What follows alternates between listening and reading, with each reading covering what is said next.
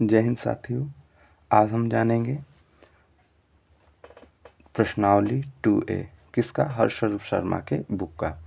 पहले जान लें शून्य क्या होते हैं, शून्य किसे कहते हैं। आइए हम लोग जाने गुणनखंड विधि द्वारा प्राप्त चर का मान। चर का मतलब होता है जो ABCD के अक्षर होते हैं उसे चर कहते हैं। हम लोग पिछली वीडियो में जाने अचर किसे कहते हैं, जो इसमें अंक होगा 1 2 3 4 ऐसे इनफाइनाइट तक जो भी नंबर आएंगे उसे हम लोग क्या कहेंगे, अचर कहेंगे। तो गुणनखंड विधि द्वारा प्राप्त चर का मान ही शून्य कहलाता है, ये हम लोग जाने। अच्छे, अब हम लोग जान लेते हैं द्विघात समीकरण।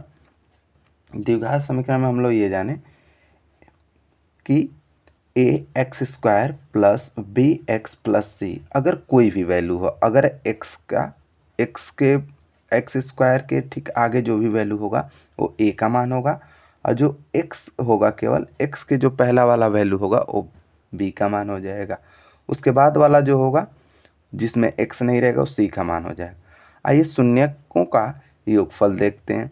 ये फार्मूला होता है, ये हमारा सूत्र है, फॉर्मूला है कि क्या होता है हमारा फार्मूला, शून्यकों का योग alpha plus beta equal to होता है -b/a। शून्यकों का गुणनफल alpha into beta equal to c/a। आइए इस पे अब प्रश्न लेते हैं और करके देखते हैं कि कैसे इस पे प्रश्न होते हैं। इन प्रश्नों को जानेंगे हल करके। जैसे में अगर लिया जाए क्वेश्चन नंबर 1, अगर हम लें, अगर 1 लें, लिखा है x² प्लस 7x प्लस 10। अगर ऐसे दे दिया, फिर पूछा कि शून्यकों का योगफल बताइए, गुणनफल बताइए, जो भी पूछ दे, आपको जो भी पूछे उससे मतलब नहीं है, आपको करना कैसे है ये देखना है। Alpha plus beta equal to क्या होता है -b/a। अब हम लोग को ये देखना है कि अल्फा बीटा का वैल्यू कितना है। अल्फा बीटा का वैल्यू तो अगर इसका फैक्टर करेंगे तब आएगा, गुणनखंड जब निकालेंगे। आइए इसको भी देख लेते हैं। इसको कैसे करेंगे, अगर हम लोग अल्फा बीटा का वैल्यू देखें तो इसको लिखे x² प्लस 7x प्लस 10। अगर अल्फा बीटा का यहाँ इसका मल्टीप्लाई करेंगे तो आ जाएगा 10। अब ये बीच वाले को, जो साइड वाले हैं इनको लिख देंगे। बीच वाले को ऐसे दो टुकड़ों में तोड़ेंगे कि गुणा करने पे हमारा 10 है और जोड़ने पे, क्योंकि जो यहाँ प्लस है तो जोड़ने पे हमारा कितना है 7 प्राप्त हो। तो हमारा कितना आ जाएगा, यहाँ जोड़ करेंगे तो ये लेंगे 5x और ये ले लेंगे 2x। अगर जोड़ेंगे तो कितना आ जाएगा 7x और गुणा करेंगे तो कितना आ जाएगा 10। अब देखो इन दोनों में कॉमन क्या है, अभी हम बताए ना गुणनखंड करना है तो गुणनखंड कर लिए हमने। तो यहाँ कॉमन कितना है, इन दोनों में हमने देखा कॉमन कितना है तो x है, तो x बाहर निकाले तो x प्लस कितना बच गया 5। अब इन दोनों में क्या कॉमन है, इन दोनों में जो कॉमन है हमारे 2 है। अगर 2 हमने बाहर निकाला तो क्या बच गया, 2 अगर हमने बाहर निकाला तो क्या बच जाएगा हमारा,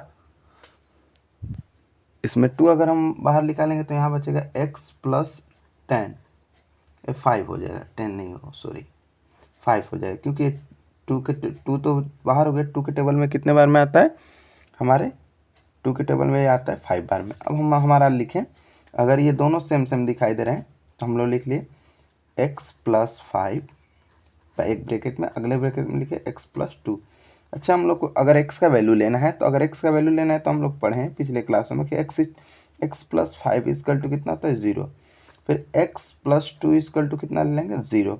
अच्छा, ये x प्लस उधर जाएगा तो क्या हो जाएगा, x का वैल्यू x नहीं 5 उधर जाएगा तो क्या हो जाएगा x इक्वल टू हो जाएगा -5, x यहीं रह जाएगा। फिर 2 उधर जाएगा तो क्या हो जाएगा इस साइड इक्वल टू के उधर जाएगा तो -2। इसका मतलब हुआ कि x का हमारा जो वैल्यू है, एक आया -5, एक आया हमारा -2। तो यही जो वैल्यू आए हैं x का, यही हमारे अल्फा और बीटा, यही हमारे क्या है शून्यक है। क्या है शून्यक, यही हमारे शून्यक है, यही हमारे क्या है, यही हमारे अल्फा बीटा के वैल्यू है। अब उसी प्रकार अगर यहाँ देखें, अगर हम देखें तो अगर कहे alpha plus beta equal to क्या ले लेंगे -b/a। अच्छा, a का वैल्यू कितना है हम लोग पुट करें, a का वैल्यू 1, क्योंकि इसके आगे कुछ नहीं, इसका मतलब 1 छिपा हुआ है। b का वैल्यू कितना है 7, c का वैल्यू कितना है 10।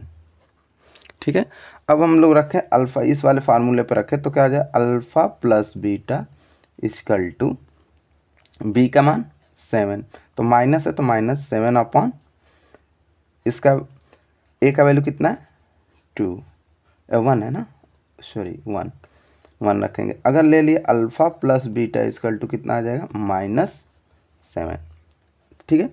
अगर मान लीजिए कि अब दोनों साइड इक्वल देखना है कि सही है या गलत है, तो हमने अभी निकाला है जो शून्य उसको रख लेंगे। अल्फ़ा का वैल्यू हम लोग रखेंगे -5 और बीटा का वैल्यू रखेंगे -2 इक्वल टू -7। इन दोनों को अगर हम ऐड किए तो कितना आ जाएगा, इधर वाले को -7 इक्वल टू -7। इसका मतलब हमारा आंसर जो है वो सही है। इसी के इन सब को देखने के लिए हमको इसी विधि को, जो ये हमने वैल्यू पुट किया है यहाँ से जो वैल्यू पुट करके हमने किया है, इसी विधि को हम लोग इसको सत्यापित करना विधि भी बोलते हैं, सत्यापित करना इसी को कहा जाता है। इसको एक बार देख लें।